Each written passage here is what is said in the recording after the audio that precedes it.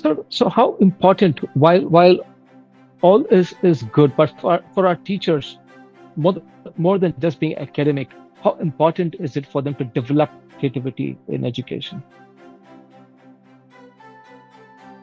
So teachers in schools are under a lot of pressure, number one.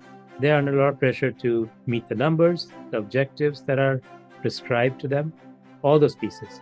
The secret in this whole thing is the how. किस तरह से करेंगे? So when you get into that, some of the things when you use design thinking, involvement, etc., that's the piece that can get the student to be engaged and not have a backbencher. So in doing those things, there are several pieces that I think Agastya has been doing it with the super starters, etc. The key is, how do you execute on those things? How do you connect with those students? How do you have some warm-up exercises that come up front? And how do you empower, meaning how do you give the student the chance to understand things, and perhaps they give suggestions of how the objectives can be met? Like they are designing the curriculum. If they have ownership, they'll move forward. That's my philosophy, Okay. having a skin in the game. Okay. So can you share some of the ideas, sir, if you could, some kind of hints where, what teachers could really do and kind of move away and not just being, uh, for lack of better words, not just looking at the textbook way of teaching. Is there something they can do beyond the textbook?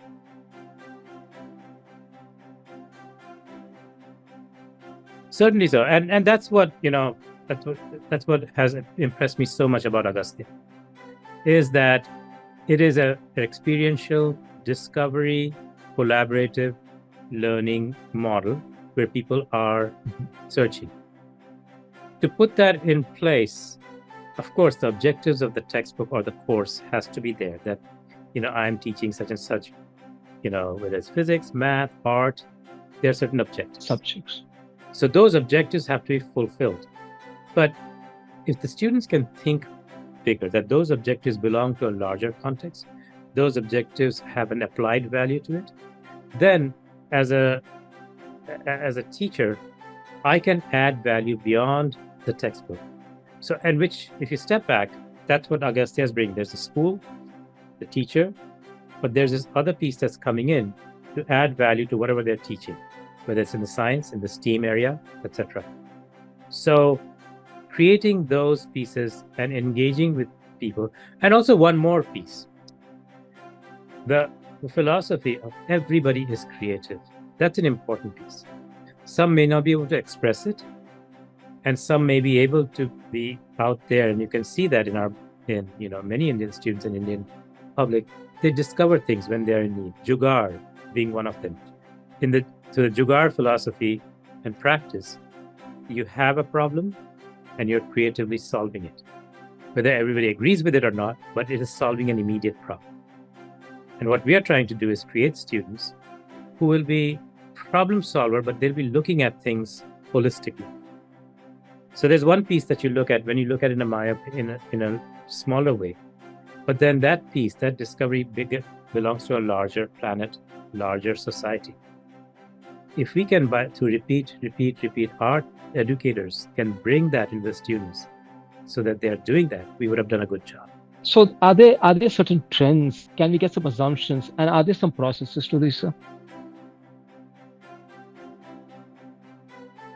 So there are both, like trends I mentioned, and the population varies.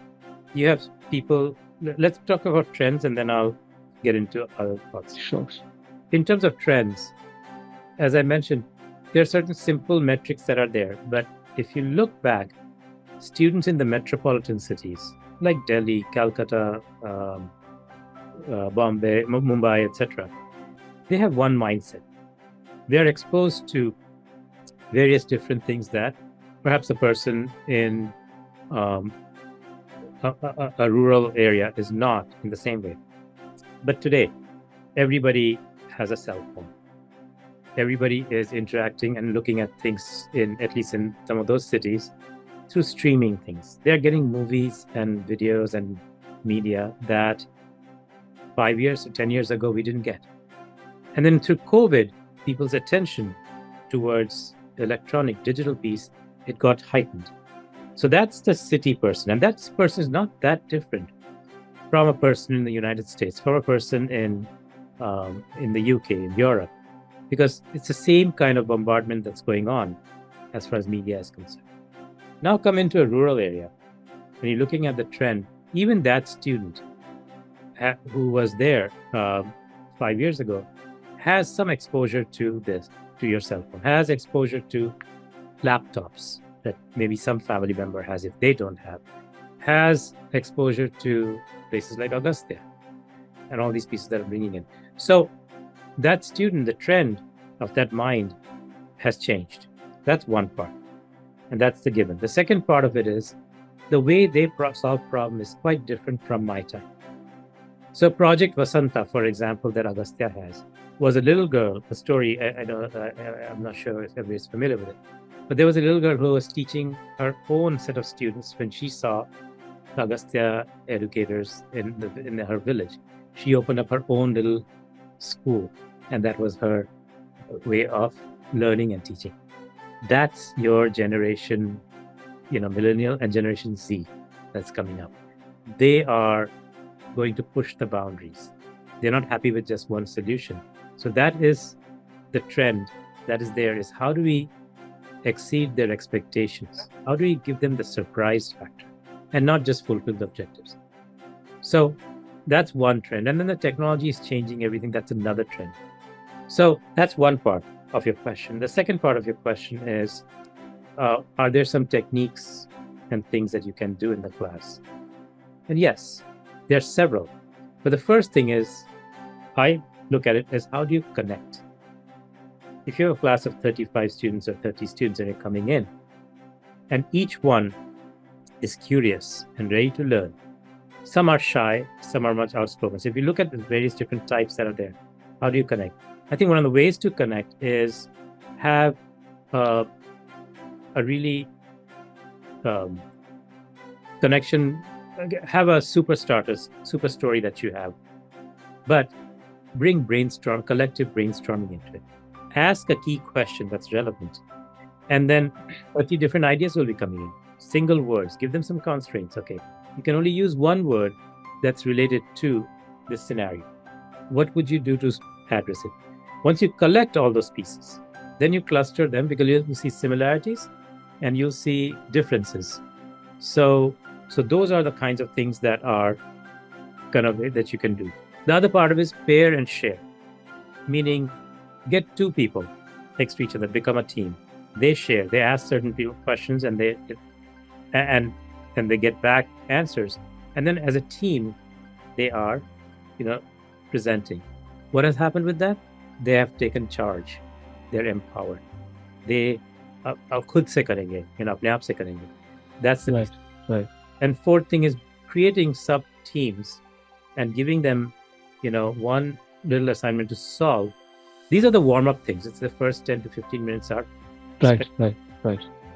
You had So would you say that the most important part in this entire exercise, the engine, is actually the moderator, which is the teacher? Yes. So the educator, you mean? Yes, sir. So the educator is a facilitator, but also what is happening is, when the students take charge, they are themselves becoming the driver of that. To say that we are going to be learning X, Y, Z. Therefore, in physics or math or science, there's one part that we are talking about, maybe a theorem. But to understand that, if each of the 33 students knew how that was being used on a day-to-day basis, or how would they learn to learn that? Because it's complex. So you're giving the charge to those things, but in a very slightly controlled way. You're the orchestra conductor, basically.